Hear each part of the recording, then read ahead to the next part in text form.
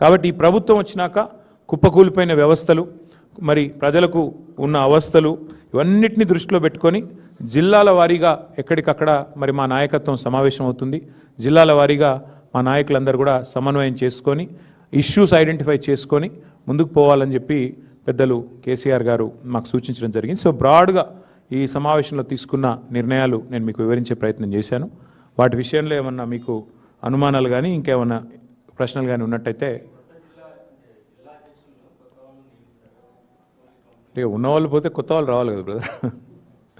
అంటే top to bottom కాదు Ravi, top to bottom booth committee నుంచి ఇవాళ మొత్తం అన్ని డిస్ట్రిక్ట్ కమిటీల దాకా అన్ని రద్దయినాయి. కేవలం ఒక స్టేట్ కమిటీ మాత్రమే ఫంక్షనల్ ఉంటుంది, ఎందుకంటే అది కూడా రీకాన్స్టిట్యూట్ చేయాల్సి ఉంటుంది తర్వాత. బట్ ఇప్పుడు ఎందుకు లైవ్ ఉంటుందంటే మేము మెంబర్షిప్ పర్యవేక్షించడానికి స్టేట్ లెవెల్ కమిటీ ఉండాలి కాబట్టి వారందరూ కూడా పర్యవేక్షణకు, అట్లాగే ఎన్నికలు ప్రతి నియోజకవర్గానికి అబ్జర్వర్లను, కోఆర్డినేటర్లను కూడా నియమిస్తాం.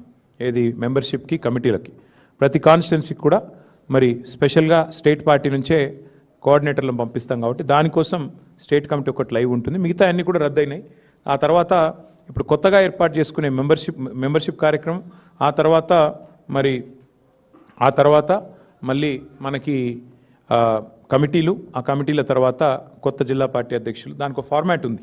ప్రిసైడింగ్ ఆఫీసర్ నియామకం చేయాలి, ఎవరైనా పోటీ పడదలుచుకుంటే పోటీ పడవచ్చు, ఆ రకంగా ముందుకు పోవాలి. కాబట్టి ఆ ప్రక్రియ మొత్తం సాఫీగా కొనసాగడానికి స్టేట్ పార్టీ ఆధ్వర్యంలో ఇక్కడ పెద్దలు రావుల చంద్రశేఖర్ రెడ్డి గారు ఉన్నారు, పర్యాద కృష్ణమూర్తి గారు, ఎల్రమణ గారు, ఇంకా చాలామంది పెద్దలు ఉన్నారు.